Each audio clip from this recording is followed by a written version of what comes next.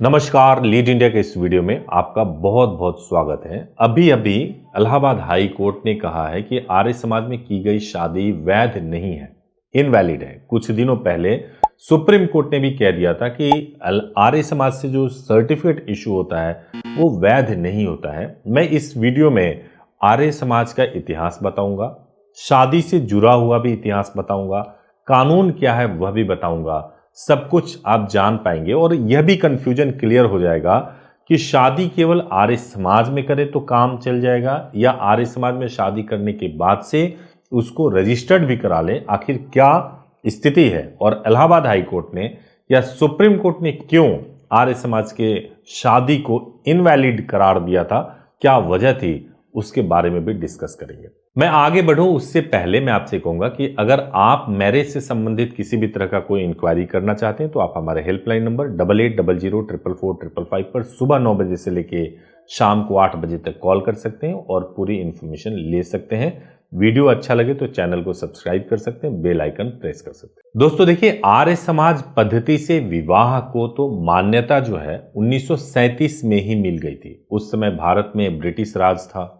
अंग्रेजों ने तब आर्य मैरिज वैलिडेशन एक्ट बनाया था। इस कानून के तहत अलग अलग जातियों के जो युगल होते थे, जो कपल होते थे, वो आपस में शादी कर सकते थे। साथ ही अलग अलग धर्म के लोग भी आर्य समाज मंदिर में शादी कर सकते थे। होता यह था कि जहां कहीं भी माँ बाप, तब के जमाने में आप सोचिए, माँ बाप तो बिल्कुल तैयार नहीं होते थे कि लव मैरिज हो।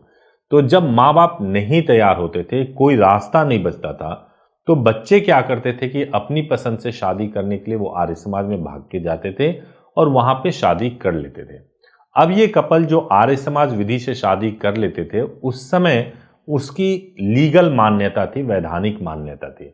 आज भी उसकी वैधानिक मान्यता है, लेकिन चूंकि सुप्रीम कोर्ट, हाई कोर्ट ने अलग अलग समय पे आर्य समाज के सर्टिफिकेट को इनवैलिड कह दिया है, तो बहुत सारे सवाल खड़े होने लगे हैं। क्यों खड़े हो रहे हैं उसके बारे में आगे मैं बताऊंगा। देखिए, आर्य समाज शादी का रिकॉर्ड भी रखता है, प्रमाण पत्र भी जारी करता है, लेकिन पिछले वर्ष सुप्रीम कोर्ट ने कहा था, यानी 2024 में ही कहा था कि आर्य समाज को शादी का प्रमाण पत्र जारी करने का अधिकार नहीं है, उसके प्रमाण पत्र को वैध नहीं माना जा सकता है। अब इसका इंटरप्रिटेशन कई बार गलत तरीके से हो गया। एक्चुअल में जो सर्टिफिकेट इशू हुआ था उसको यूज किया जा रहा था कोर्ट के सामने as a date of birth proof के लिए, जिसको सुप्रीम कोर्ट ने कहा कि आर्य समाज को ऐसे सर्टिफिकेट इशू करने का अधिकार नहीं है। और सुप्रीम कोर्ट ने यह भी कहा कि आर्य समाज के सर्टिफिकेट को डेट ऑफ बर्थ प्रूफ के तौर पे स्वीकार नहीं किया जा सकता। लेकिन एक और महत्वपूर्ण बात है कि सुप्रीम कोर्ट का फैसला आने के बाद से कई रजिस्ट्रार ऐसे हैं जिन्होंने कहा कि आप आर्य समाज से आपने शादी किया है तो हम इस शादी को वैध नहीं मानते हैं और फिर मैरिज को रजिस्टर्ड कराने से मना कर देते हैं। तो रजिस्ट्रार मना कर देते हैं, ये क्यों हो रहा है और किस रेफरेंस के तहत हो रहा है वो इंसिडेंट भी मैं बताऊंगा। लेकिन उससे पहले मैं आपको 25 अक्टूबर 2007 की एक बात बताता हूं।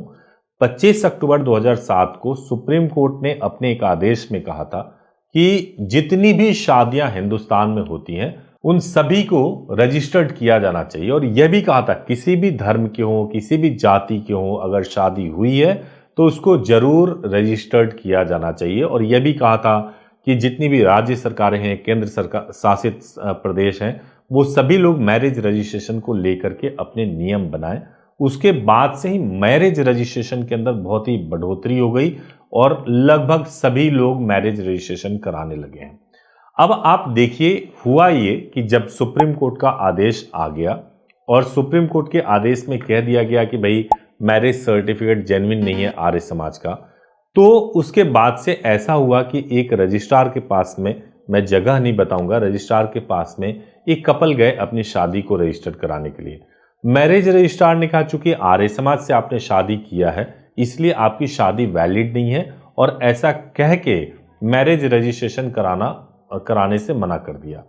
अब उसमें जो कपल थे, उनके साथ में जो वकील थे, उन्होंने भी ये कहा कि भैया हमने आर्य समाज रीति रिवाज से शादी किया है और शादी तो वैलिड होता है। उन्होंने कहा कि हिंदू मैरिज एक्ट की धारा 7 में सप्तपदी का प्रावधान है, आर्य समाज ने सप्तपदी को फॉलो किया है। धारा 8 में जो HMA है, हिंदू मैरिज एक्ट है, उसमें मैरिज रजिस्ट्रेशन का प्रोविजन है, तो आपको मैरिज को रजिस्टर्ड करना पड़ेगा।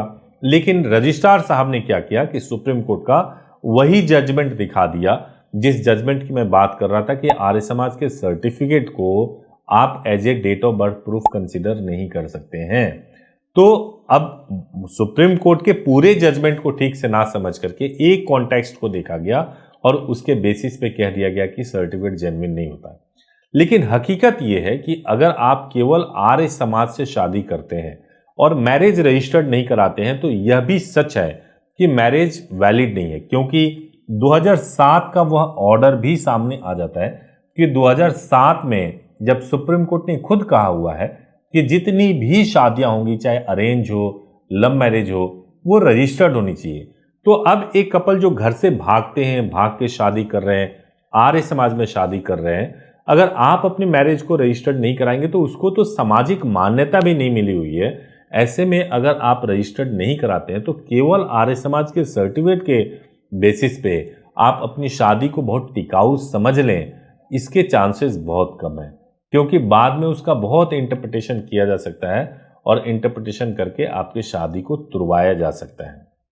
तो आर्य समाज की हिस्ट्री जो मैंने आपको बताई है और मैरिज की हिस्ट्री बताई है, उम्मीद है कि आपको समझ में आया होगा। अगर वीडियो अच्छा लगा हो तो जरूर चैनल को सब्सक्राइब कीजिए, बेल आइकन प्रेस कीजिए। Thank you so much for watching this video. Thank you so much.